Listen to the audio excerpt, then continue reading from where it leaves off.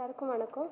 I think I'm a bit nervous because இது first time ஒரு மேடையில் ஏறி தமிழ் பேசுகிறது. ஸோ நான் ஏதாவது தப்பாக சொன்னால் நீங்கள் எல்லோரும் மன்னிக்கணும். ஒரு பெரிய விஷயம் என்னென்னா, நான் சின்னதுலேருந்தே இளையராஜா சாரோட ஒரு பெரிய ஃபேன். அவங்களோட மியூசிக்னால் எனக்கு உயிர். இப்போவும் என்னால் நம்ப முடியல, அவங்க கம்போஸ் பண்ண 2 சாங்கில் என்னால் நடிக்க முடிஞ்சது. ரொம்ப சந்தோஷமாக இருக்குது.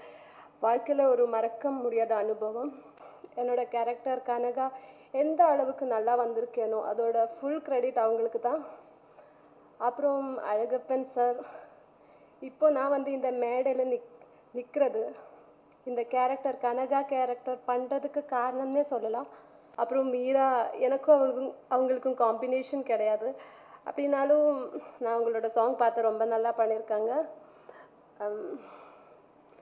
மொத்தமாக சுருக்கமாக சொல்லணுன்னா, for me it was a very pleasant experience. Thank you. Hi to everyone. I feel so happy to be here in such an occasion. Audio release முடியும் போதே ரொம்ப சந்தோஷமாக இருந்தேன். நான் மலையாளத்தில் 2 படம் ஹீரோயினாக பண்ணுறேன். அது 2ம் ரிலீஸ் ஆகிடுச்சு.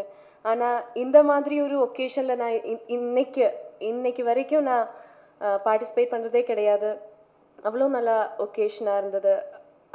ஆடியோ ரிலீஸ், பிக் பர்சனாலிட்டிஸ், அவங்க எல்லாமே பார்க்குறதுக்கே I think I am blessed. Then what to say, வால்மீகியில் என்னோடய கேரக்டர் பேர் வந்தனா. என்னோடய கேரக்டர் என்னன்னு அவங்க ஏற்கனவே சொல்லியாச்சு. ஆனாலும் வந்தனா ஒரு க்ரீச் நடத்துகிற ஒரு சாதாரணமான பொண்ணு. அந்த இந்த மாதிரி ஒரு கேரக்டர், ரொம்ப டெப்த்தான ஒரு கேரக்டர் ஃபர்ஸ்ட் தமிழ் மூவிலே கிடைக்கிறது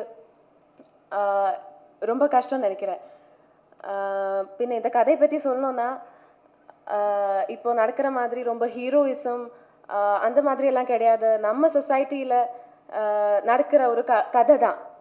அந்த மாதிரி ஒரு கதை தான் வால்மீகி.